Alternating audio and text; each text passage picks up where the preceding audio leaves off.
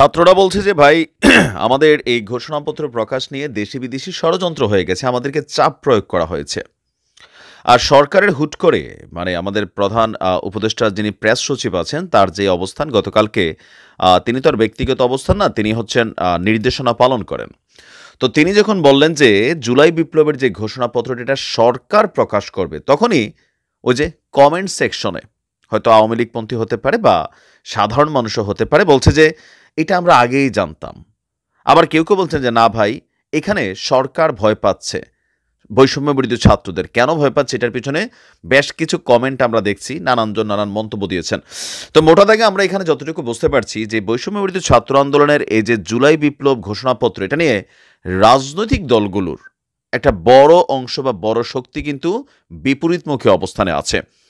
আর ছাত্ররা যদি এটা ঘোষণা দিয়ে ফেলে, একটা কর্মসূচি ঘোষণা করে ফেলে, তো তাদের ইজ্জত রক্ষায় বা এই যে একটা আলটিমেটাম যে কোনো কিছু দিয়ে ফেলার পরে সেটাকে বাস্তবায়ন করার জন্য সরকারকে চাপে পড়তে হবে।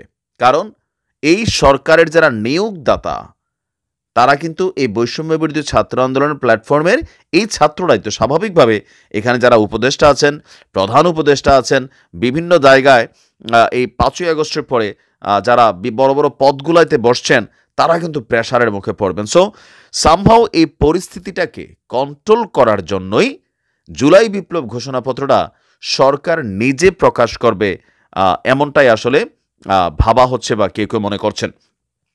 অন্তর্বর্তী সরকারের পক্ষ থেকে জাতীয় ঐকমত্যের ভিত্তিতে জুলাই গণঅভ্যুত্থানের একটি ঘোষণাপত্র তৈরির উদ্যোগ নেওয়া হয়েছে। কিছুদিনের মধ্যেই ঘোষণাপত্র প্রকাশ করা হবে। এখন এই কিছুদিন হতে পারে 1 মাস, হতে পারে 2 মাস, হতে পারে 6 মাস, আবার নাও হতে পারে। কারণ এখানে সরকারের পক্ষ থেকে একটা কথা বলা হয়েছে, আপনি যদি খেয়াল করেন, জাতীয় ঐকমত্য।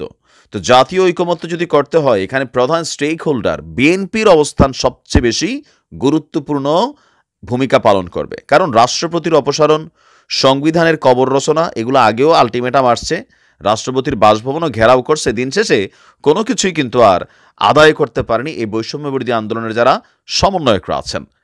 যখনই জাতীয় ঐকমত্যের ইস্যু চলে আসবে, তখনই বিএনপির অবস্থানটা, কারণ এই মুহূর্তে সবাই জানে একটা নির্বাচন হলে বিএনপি ক্ষমতায় যাওয়ার দৌড়ে এগিয়ে আছে রাইট নাও। তবে 2 বছর পরে সেটা কিন্তু আর হবে না। কেন হবে না এটা পরের ভিডিওতে বলছি।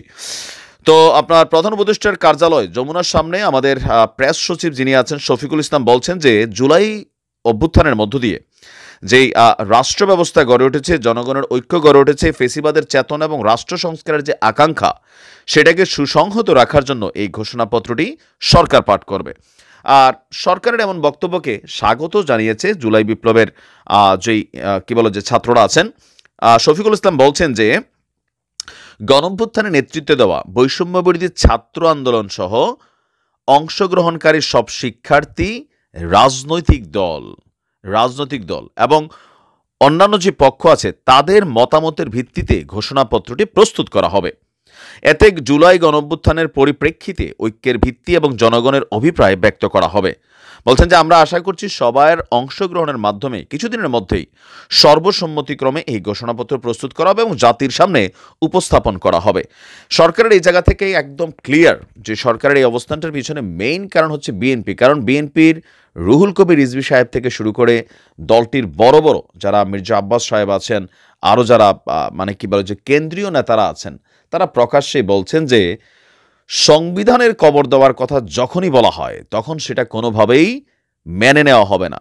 তবে হ্যাঁ, সংশোধন এটা হইতে পারে। যে সংবিধান তো আর কোনো অহিনা, সারা পৃথিবীর বিভিন্ন দেশে সংবিধান পরিবর্তন হয়, আপনার হয়তো 10 বছর 12 বছর পরে পরে অনেক সময় মডিফাই করা হয়।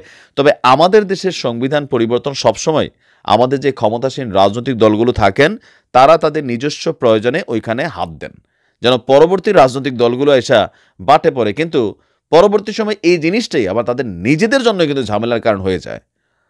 তো এখন এই মুহূর্তে সরকার কোথাও না কোথাও অবশ্যই ভয় পাচ্ছে যে এই ইস্যুটাকে নিয়ে দেশে এই মুহূর্তে আরেকটা বিভাজন তৈরি হবে, যেই বিভাজনের ধাক্কাটা সরকারের উপরই পড়বে। কারণ আইনশৃঙ্খলার অবনতি ঘটবে। এমনি আইনশৃঙ্খলার অবনতি খুবই খারাপ দিকে যাচ্ছে। আমরা দেখছি যে বিএনপির এক নেতার একটা মোটরসাইকেল আপনার আটকানোকে কেন্দ্র করে নরসিংদীতে থানার মধ্যে শ্রমিক দল, ছাত্রদল, যুবদলের কর্মীরা গিয়া প্রকাশ্যে দাও শ্রেণী নিয়ে পুলিশের গাড়িটারি কোপাইয়া অস্থির অবস্থা। তো এরকম পরিস্থিতিতে সরকার এই বিপদে পড়বে। এটা হচ্ছে বাস্তবতা। তো দেখা যাক যে আসলে এই ঘোষণাপত্র আদৌ আর প্রকাশ হয় নাকি হয় না। আর যদি হয় তাহলে ছাত্ররা যেভাবে চাইছে ৭২ এর সংবিধান কবর, তারপর হচ্ছে যে আওয়ামী লীগকে নিষিদ্ধ, এই ২ টার কোনোটাতেই বিএনপি সম্মতি দেবে না। এটা একদম ক্লিয়ার একটা স্টেটমেন্ট বিএনপির বিভিন্ন নেতাদের বক্তব্য থেকে কিন্তু পরিষ্কার। তো দেখা যাক কি হয়। ভালো থাকুন। আসসালামু আলাইকুম।